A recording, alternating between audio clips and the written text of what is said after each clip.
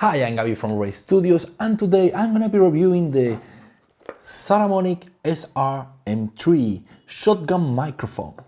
Now, this microphone was sent to me for free to do this review, but Saramonic did not tell me what to say, so this is gonna be my own opinion. That being said, I gotta say I'm a big fan of Saramonic, and you probably have seen my review on this microphone. This is this microphone I'm wearing right now. This is a lavalier mic that costs only $99. I gotta say, I freaking love this thing. The audio quality is fantastic and it's so cheap. Now, when I started using it, I even mentioned it on the review, it looks like it's poorly built, like it's just cheap plastic, but I dropped this on the floor quite a few times. It doesn't even have a scratch on it. Audio quality is great, it's small, it's lightweight.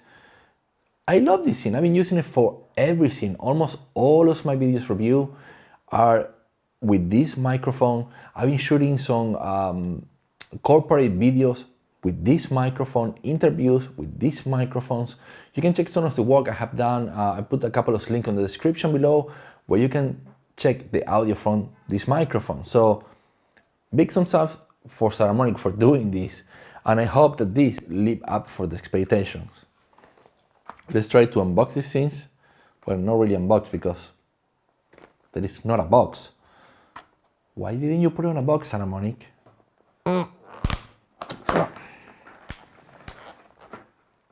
Jeez.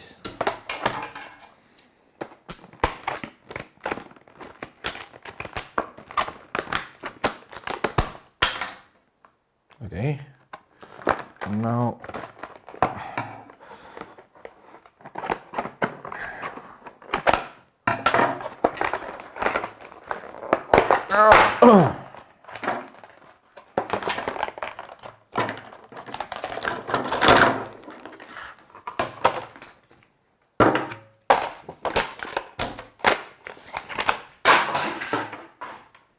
the mic. Now, I tell you what, I hate that freaking thing. I don't know what that is, but yeah, definitely don't like that. Why would you put that on a blister? It basically have two very big problems. First, there is nowhere to carry these things. I was hoping for a carrying case, or even just the original box and just always put it back in the box. And the other big problem is that if you buy it and you have any problem and you want to send it back, well, you can just put it back in the box and send it, right? You destroy the plastic thing.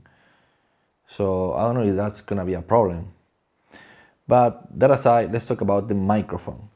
The microphone is very well built. It's all plastic, but looks like good plastic. The shotgun, the foam cover, it is quite small. This is not big at all. It's quite small actually. I would say it's definitely longer than the Rode Video Micro. That's what I've been using for a long time as my blogging setup. So this is longer. But one thing I like about this one is that the Rode Video Micro, when you put it on the camera, it kind of like coming back a little bit, and this one's just finished flush with the camera.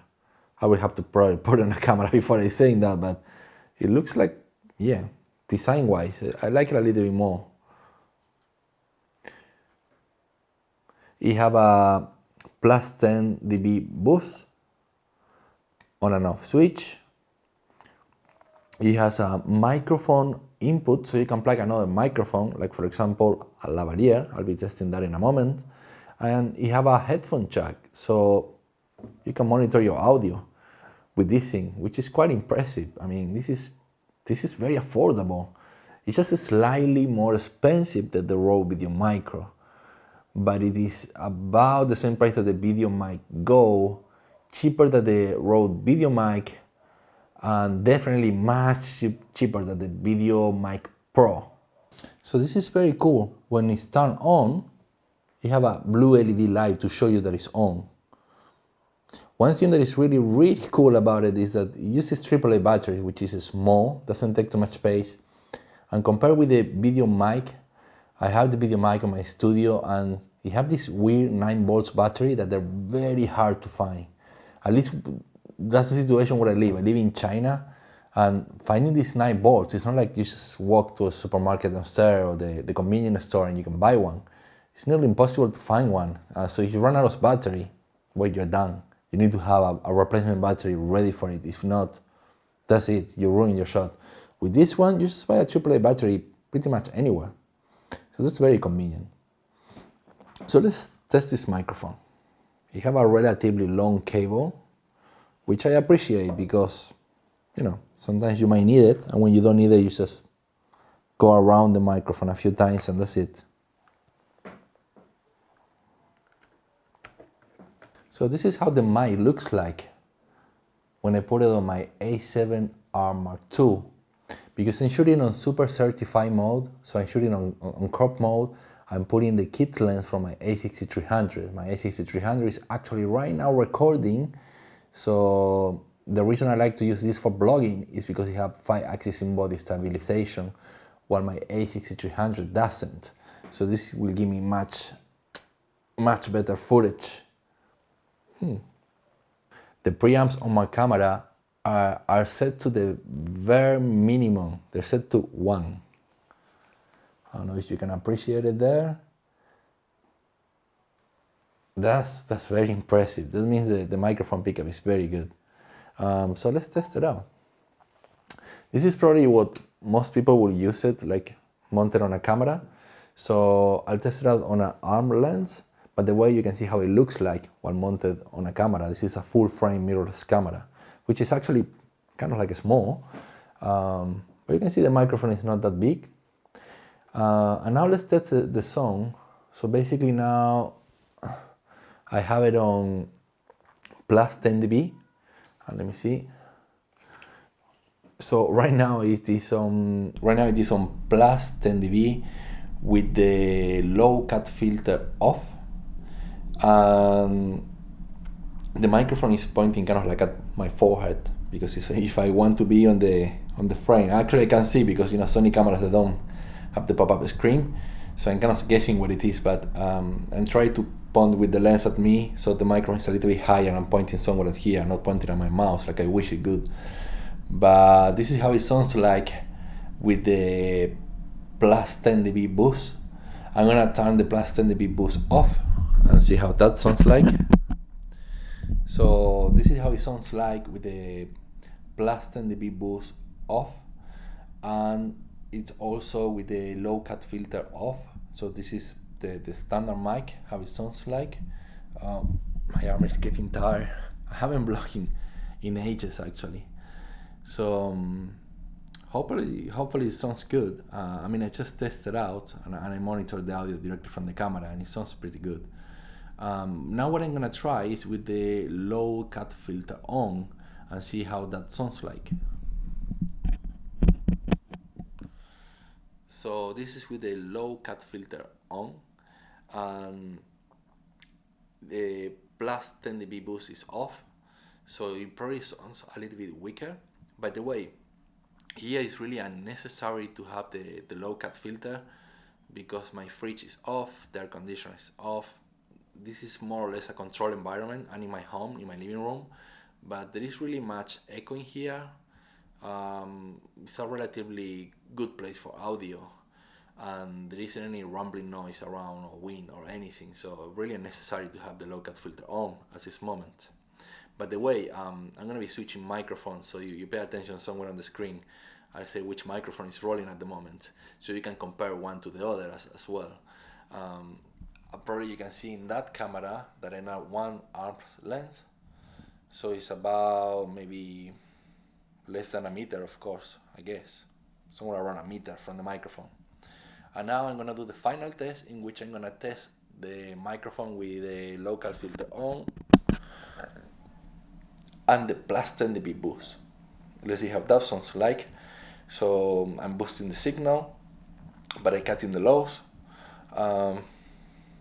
Let's hope that sounds nice, and I hope this is quite informational to you to know how this microphone actually performs. By the way, another thing that I want to try is moving the camera a little bit, see if I can pick some noise.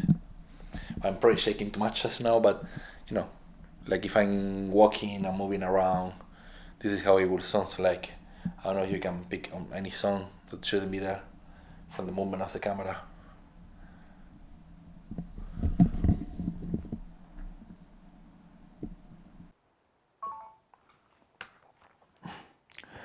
Well, another thing that I wanted to test with this mic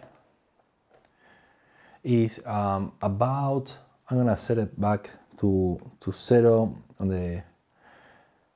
on here, and I'm gonna set the low cut filter off. And what I wanna test if I put an external mic and if I can pick both signals at the same time. That's something that I'm very curious about, and I'm gonna try with my Aperture A Lav.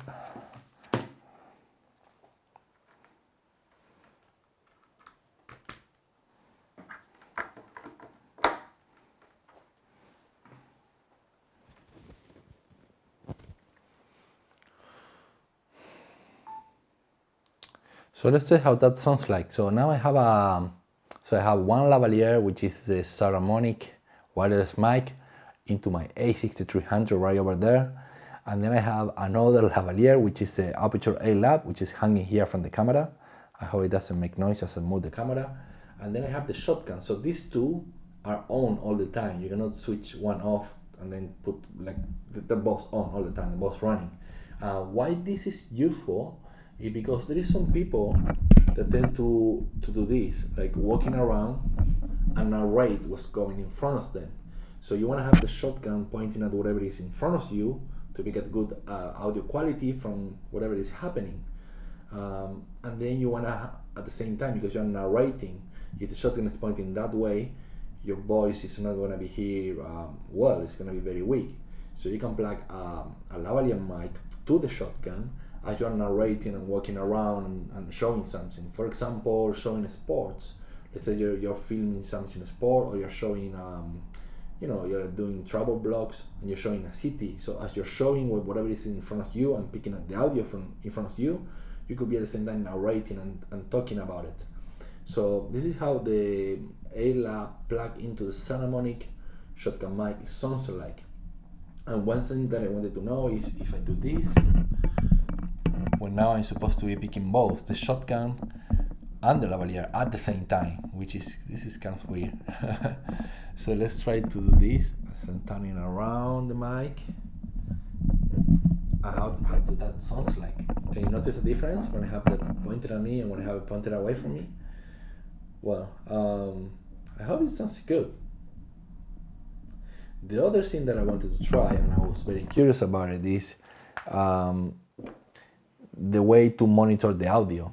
So basically what I'm gonna do now,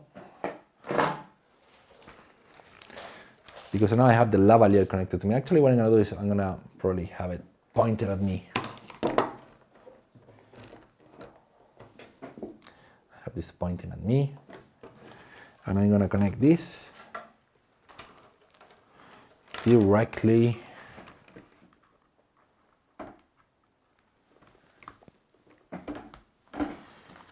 So I'm connecting headphones directly into the shotgun, and I'm gonna monitor the audio. It's working. I can hear myself. I'm gonna put the plus 10 dB boost. Let's see how that sounds like. That sounds more powerful. I like the sound of plus 10 dB boost, especially considering that I set my preamps on the camera like at the lowest. So the plus 10 dB boost is gonna make it sound better. One thing that I'm really curious about it is this way of monitoring your audio. Is it actually monitoring the microphone directly, or is it actually monitoring the audio that comes out of your camera? So to make sure about that, what I'm gonna do is I'm gonna take the headphone jack from the microphone, and I'm gonna plug it directly into the camera. Let me see if it sounds the same. Yeah, it sounds a little bit different. It sounds better when I plug in the camera, but it's not a big difference. As a matter of fact, I'm gonna plug it again into the shotgun to make sure what I'm saying is right.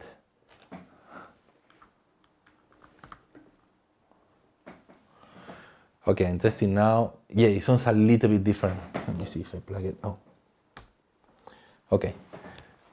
So I'm testing it now. Yeah, just now I plug it. I didn't plug it all the way. Now I plug it all the way. Yeah, it sounds a little bit different, but it's, you know, for cameras like the A6300 who doesn't have any kind of way of monitoring your audio, well, this is the real deal. I mean, you can monitor your audio. It's like almost the same as monitoring directly from the camera. The difference is minimal. It's practically exactly the same. So that's a pretty big deal. And the microphone sounds pretty good. I would like to hear it again later in the computer, but actually I think this is not the right way to test the microphone. The right way to test the microphone, like as most people will use this microphone, is probably for blogging.